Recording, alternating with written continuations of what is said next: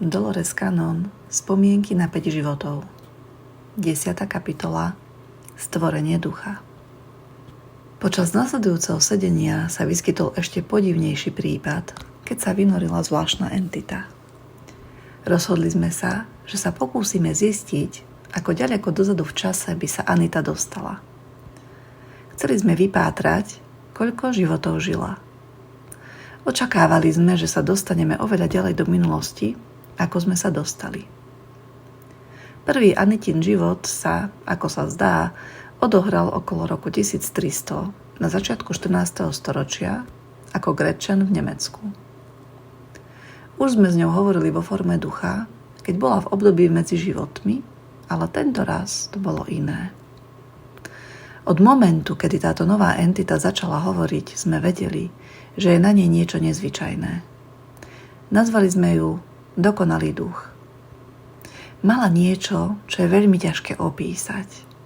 Éterický, prenikavý výraz z iného sveta, ktorý nás naplňa úctou i znepokojením zároveň. Plný dojem sa dá precítiť len vypočutím nahrávky. Už len samotný hlas má svoju vlastnú charakteristiku s dokonalou, starostlivo artikulovanou angličtinou, ktorej tón výslovnosti evokuje príslušnosť ku kráľovskej rodine. Aj iní to tak vnímali, že tu je niečo, čo jednoznačne nepochádza z tohto sveta. Dodávalo nám to pocit, že oslovujeme niekoho natoľko vyspelého, že má odpovede na všetko. Zdalo sa, že má všetko poznanie. Po istej úvahe a pravdepodobne po konzultácii s inými, ktorí sú učenejší než my, by sme boli schopnejší klásť hlbšie otázky. Ale ona nás svojím príchodom úplne prekvapila, takže sme sa mohli pýtať len na to, čo nám v tomto momente napadlo. Akékoľvek otázky, ktoré nám za takýchto okolností napadli, musia isto pôsobiť triviálne. Toto je jeden z problémov pri regresívnej hypnóze. Keď vracate osobu do minulosti, nikdy neviete, do akého časového obdobia sa dostane. Až neskôr sa môžete pripraviť na kladenie otázok, ktoré idú viac do hĺbky po tom, čo ste si veľa naštudovali. Avšak s týmto nádherným duchom sme sa už bohužiaľ nikdy nestretli. Bolo nám iba na pár krátkych okamihov dopriaté hľadiť na ducha v čase, keď sa formoval, v momente jeho zrodu. Vtedy sme nevedeli, s čím sme sa to stretli a nevieme to dodnes. Ale to, čo sme videli, bolo prekrásne a úžasné. Dúfam len, že niektoré z tých pocitov, ktoré v nás vzbudila, sa nám podarí sprostredkovať cez tak slabé médium, akým je písané slovo. Johnny. Dobre, Gretchen, napočítam do 3 a vrátime sa do roku 1250. Je rok 1250. Čo práve robíš? Anita. Som duch. Johnny. Čo vidíš? Anita. Vidím iba to, čo tu je dobré. Nikdy som nebola na zemi. Zdá sa, že Johnny buď nezachytil, čo povedala, alebo na jej odpoveď nebol pripravený. Johnny. Ach, len si práve prišla na zem? Anita. Nikdy som tam nebola. Pýtajte sa, ako sa vám žiada. Čo viem, to vám poviem. Čo neviem, nie je odkryté. Nenaučila som sa to. Nemôžem vám pomôcť, môj synu. Ako duch som tu šťastná. Hlas sa odrazu naplnil autoritou. Angličtina bola čistá a presná. Zdalo sa, že táto osobnosť vie presne, čo hovorí a pôsobila veľmi vznešene. Ale Johnny stále nechápal.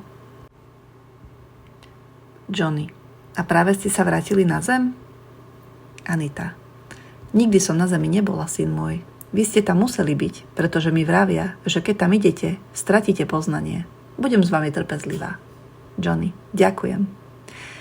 Johnny zaváhal, ako sa snažil pochopiť, čo sa deje. Anita. Som láskavá a som dobrá. Mám všetky cnosti. Johnny. Ako dlho ste tu ako duch? Anita. Odkedy som bola stvorená.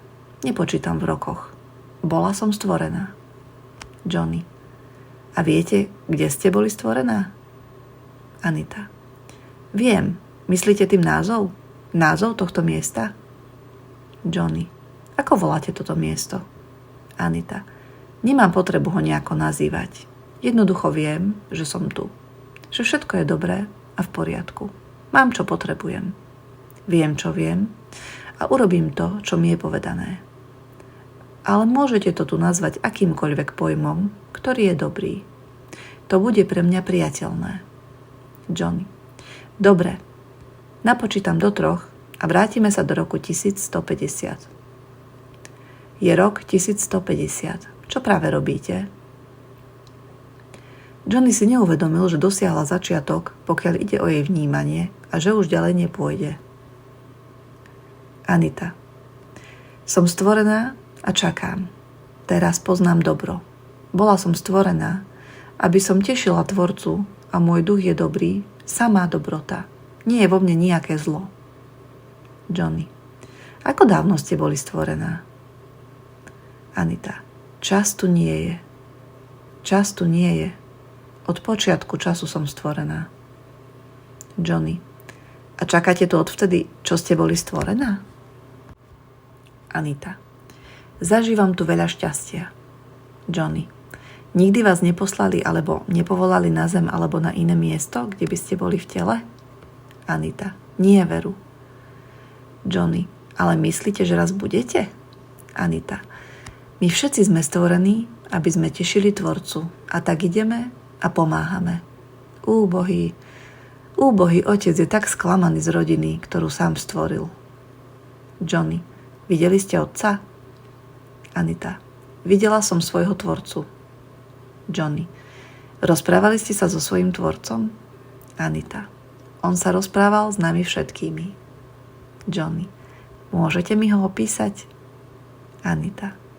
Dokážete pochopiť ducha? Johnny. Pokúsim sa. Anita. Je to ľahkosť. Je to aura dobroty. Môže sa smotniť kedykoľvek a smotniť si čokoľvek, čo si praje. A Tvorca sa môže niečoho dotknúť a je z toho, čo povie. Takto som bola ja stvorená. Vzal trochu dobroty a stvoril ma. A ja som celá dobrá a teraz ho teším. A jedného dňa pôjdem a budem sa učiť a budem pomáhať ľuďom na zemi, rodine. Budem tam veľa ráz. Toto mi vravel. My všetci musíme ísť, pretože je stvorené len určité množstvo duchov a my žijeme zas a znova. Na zemi sa naučíte zlé veci a potom sa ich znova odnaučíte.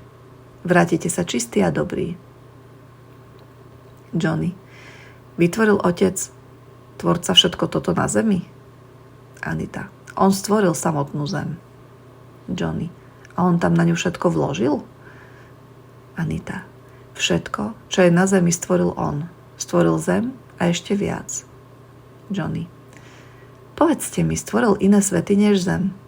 Anita. Samozrejme. Stvoril naše slnko. Stvoril mesiac. Stvoril všetky planéty okolo neho. Každý má svoju vlastnú formu života, svojich vlastných duchov. Iba zem je v takých ťažkostiach, že nás požiadal, aby sme išli a pomohli a musíme pomáhať tým ľuďom tam. Stvoril ich. Vedel počas stvorenia, že nebudú konať tak, ako žiadal, ale vo svojej dobrotivosti sa odhodlal dať najkrajšej zo všetkých planét ľudí. Zviera s poznaním a vedel, že toto poznanie nebudú používať správne. Hoci sa im snaží pomôcť, ľudia odmietajú vieru. Johnny. A on stvoril a umiestnil ľudí na túto planétu Zem. Stvoril a umiestnil ľudí na iné planéty? Anita. Nie ľudí, ako poznáme v ľudskom tele, aké aj ja nadobudnem na Zemi. Ale na každej planéte to, čo je najvhodnejšie podľa toho, čo tam stvoril. Pre planéty, ktoré sú blízko Slnka, stvoril duchov ohňa, ktorí dokážu žiť v horúčave a ich tela sa líšia od tých ľudských. Pre tých ďalej od Slnka zase telá, ktoré dokážu žiť bez tepla. Zem je jeho miláčikom. Johnny. A Otec umiestnil niekedy na Zem nejakého syna? Anita. Otec, ako som vám už povedala, Smotňuje podľa svojej vôle, čo si želá, aby sa smotnilo. A tak to aj bolo. Snažil sa pomôcť zemi. Johnny, on sám išiel na zem ako Ježiš? Anita, časť z neho. Bol jeden, ale stal sa dvoma a snažil sa pomôcť. To bolo pred mnohými rokmi. A ľudia vtedy, ako aj vždy predtým a vždy potom, odmietli tú pomoc. Netrpezlivosť tvorcu je nepatrná. Tak malá je jeho netrpezlivosť, že sa neustále snaží. Bude sa snažiť až do úplného konca sa bude snažiť. Johnny, až do úplného konca? Kedy bude ten úplný koniec? Anita, ďaleko, ďaleko v budúcnosti. Keď nastane ten deň, keď bude musieť sám žiť na zemi, alebo inak odniesť všetkých ľudí zo zeme. Nie som si istá. Snažil sa im zjaviť všetkými možnými spôsobmi, ale oni zjavenie nepríjmu. Raz to všetko skončí, ale to bude o mnoho miliónov rokov. Nie v dohľadnej dobe. Bude sa naďalej snažiť. A jedného dňa sa opäť sám vráti, ako to urobil prvýkrát. Johnny, vy ale neviete, kedy sa vráti. Anita, neviem presný čas. Johnny, viete približne, kedy sa plánuje vrátiť? Anita, poznám storočie. Stane sa to v 21. storočí, že pošle sám seba, nie rovnakým spôsobom ako predtým. Ale zjaví sa a povie, ja som Boh, a bude odmietnutý ako predtým. Johnny, chcete povedať, že ľudia ho jednoducho nepríjmu? Anita, niektorí áno, rovnako ako aj predtým ho niektorí prijali. Johnny, zjaví sa v ľudskej podobe? Anita, najprv sa zjaví ako duch, nazdávam sa, a smotní sa priamo pred ich očami. Johnny, smotní sa a potom na seba vezme ľudskú podobu z toho ducha? Anita, správne. Johnny, bude mať nejaké iné meno okrem toho, že je Bohom? Anita, bude Bohom. Bude sa tak nazývať, pretože tak ho nazývajú ľudia a to rozpoznajú vo svojich náboženstvách. Johnny, bude v ľudskej podobe vyzerať rovnako, ako vyzeral, keď to bol prvýkrát? Anita, nie. Vtedy sa im zjavil tak, ako ľudia vyzerali v tých časoch. Nepríde ako starec s dlhočiznou bradou, ako ľudia zobrazujú Boha. Ukáže sa im ako veľmi obyčajný človek. A oni si jeho veľkosť vyhovoria, ako to urobili aj predtým. Johnny, a on príde sem dole? Ale to nie je koniec sveta. Anita, to nie je ten koniec, o ktorom hovoria. Nie. Skúša to mnohokrát. Ako som vám povedala, jeho trpezlivosť je ohromná. Nemá žiadnu netrpezlivosť s duchmi. Keď sa mýlime, nechá nás mýliť sa. A keď sa vrátime, rozpráva sa s nami a hovorí nám, že sme sa mýlili. Teraz sa musíme vrátiť a musíme sa učiť. Nesmieme to urobiť znova. Boli sme stvorení dobrí a musíme sa naučiť dobro. Budeme dobrí. Budeme, ako je on. Ako som ja teraz. Johnny, rozumiem. Hovoril Boh niekedy o diablovi alebo o zle? Anita, viem, že na zemi sa ľudia boja zla. Nazývajú ho diabol, Satan. To, čo počujú, je len sebeckosť a každý muž, každá žena ju majú v srdci. Toto je diabol a každý človek ho vidí inak. Cirkev urobila veľa preto, aby vytvorila túto ilúziu. Ale je to len ilúzia. Johnny, ale cirkev existuje, aby zastupovala Boha. Anita, musí hovoriť k ľuďom v pojmoch, ktoré ľudia vedia uchopiť a pochopiť. Nedokážu pochopiť, ako môžu byť Bohom a byť zároveň aj diablom. Ľudský konflikt je pre ich mysle veľmi ťažký na pochopenie. A tak, ak to je jednoducho vysvetlené, existuje Boh, ktorý chce, aby ste robili dobro a on vám pomôže. A ak vám povedia, existuje diabol a on vás bude nabádať robiť zlo. Je to oveľa jednoduchšie. Oveľa jednoduchšie. Johnny, takže neexistuje nič také ako zlí duchovia? Anita, existujú duchovia, ktorí sú sebeckí. Toto je zlo. Existujú duchovia, ktorí sú žiarliví. Toto je zlo. Väčšinu týchto duchov, keď ich Otec získa späť a vrátia sa na naše oddychové miesto, ak nie môžu byť očistení, pošle ich na iné miesto. Drží ich preč od ľudí, ktorých sa tak veľmi snaží urobiť dobrými. Johnny. Viete, kam týchto duchov posiela? Anita. V pojmoch, ktoré chápete, vám to nedokážem vysvetliť. Je to ďaleko. Je to vo vesmíre. Miesto, kde nemôžu nikomu ublížiť, iba svojou zlobou škodia sami sebe. Mohlo by toto byť ekvivalentom biblického pekla? Johnny. Ale je to ďaleko vo vesmíre?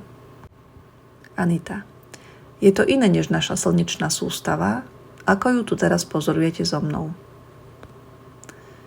Odkiaľ si tak hovorí? Z akého uhla pohľadu? Johnny. Naša slnečná sústava je súčasťou mnohých slnečných sústav, či nie? Anita. Ale áno. Chápete a učíte sa rýchlo. Je jedna z nich. Johnny. Má Boh všetky tie slnečné sústavy? Anita. Nie. Johnny. Iba túto slnečnú sústavu? Anita. Táto sústava je jeho a má aj iné, ale nie všetky. Johnny. Nie všetky? Anita. Nie. On toho riadi toľko, že ľudská myseľ, ba aj moja myseľ, povedal mi, dokáže i teraz iba sotva pochopiť ten obrovský rozsah, tu jeho veľkoleposť. Johnny. Tak potom v iných slnečných sústavách pod inými bohmi, tam sú pravdepodobne aj iní ľudia ako tu na Zemi? Anita. Náš Boh stvoril ľudí, ale som si dosť istá, že iní bohovia mohli stvoriť iných ľudí podľa ich podoby alebo podľa seba tak, aby vyhovovali tamojším podmienkam. Musíte pochopiť, že Zem je jedinečná, pretože Zem si vyžaduje určitý typ človeka, určitý typ ducha. Každá planéta má svoj vlastný život, každá to, čo potrebuje. Len Boh vo svojej veľkosti pozná každú potrebu. On vie, on sa o to všetko postará. Všetko toto bolo nielen znepokojujúce, ale aj metúce. Johnny a ja sme boli bombardovaní informáciami, s ktorými sme sa nikdy predtým nestretli. Bolo na čase vrátiť sa na bezpečnejšiu pôdu, akou sú rôzne minulé životy. Johnny sa rozhodol dať sa na ústup. Johnny. Dobre, budem počítať. Poďme sa pozrieť, sme ďaleko v minulosti. Koľko je to? 1250? 1150? Anita. Môžete to nazvať rokom, aký vám vyhovuje. Pre mňa čas neexistuje. Čas neexistuje. Čas je pre ľudí. Johnny. Ale niekedy v budúcnosti budete povolaná ísť na Zem? Anita. Som si istá, že áno. Na teraz mi je v mojej novej podobe dobre. A každý nový duch, ktorý prichádza na Zem, je čistá dobrotivosť a musí sa naučiť o všetkých veciach, ktoré tam sú. Bol som duch stvorený pre Zem. Pochopiteľne sme sa po tomto skôr šokujúcom zážitku pýtali, ako Anita asi zareaguje, keď ju vrátime do súčasnosti a prebudíme. Prvé, čo urobila, bolo, že zívla a natiahla sa a opýtala sa: čo tak dať si šálku kávy? Som smedná. Ten kontrast bol tak dramatický, že sme vybuchli do smiechu. Anita samozrejme nemala ako vedieť, čo bolo také vtipné. Nemala žiadnu spomienku na nič z toho, čo povedala, a vychutnala si príjemný spánok. Pri šálke kávy za kuchynským stolom sme sa odhodlali jej rozpovedať, čo sa práve stalo. Bola úplne ohromená. Toto rozhodne nebola tá katolícka cirkevná doktrína, na ktorej bola odchovaná, a bolo toho na ňu priveľa. Bolo pre ňu príliš ťažké prijať, že to všetko rozprávala ona. Povedala, že toho bolo príliš veľa naraz a že chce čas, aby si postupne po troške na to zvykla. A tak sa opýtala Johnnyho, či by ju znovu neuspal a nevymazal spomienku na to, čo sme jej povedali, aby sa preto nemusela trápiť. Toto sme spravili predtým, než odišla. No keď Anita dorazila ďalší týždeň na pravidelné sedenie, povedala nám, že sa celý týždeň trápila. Vedela, že spomienka na poslednú nahrávku bola z nejakého dôvodu vymazaná. Neustále premýšľala nad tým, že musela obsahovať niečo veľmi zlé alebo hrozivé, ak si to nechcela pamätať. Celý týždeň hútala, čo to asi bolo. Povedala som jej, že sa môže vrátiť nasledujúci večer a vypočuť si tú nahrávku, ktorá jej nedala pokoja. Takto si môže sama overiť, že tam nie je nič, čoho by sa bolo treba báť, alebo nič zlého. Bol to len iný druh teológie, čo ju vtedy pobúril. Takže nasledujúci večer prišla a ja som jej prehrala tú nahrávku, aby sa upokojila.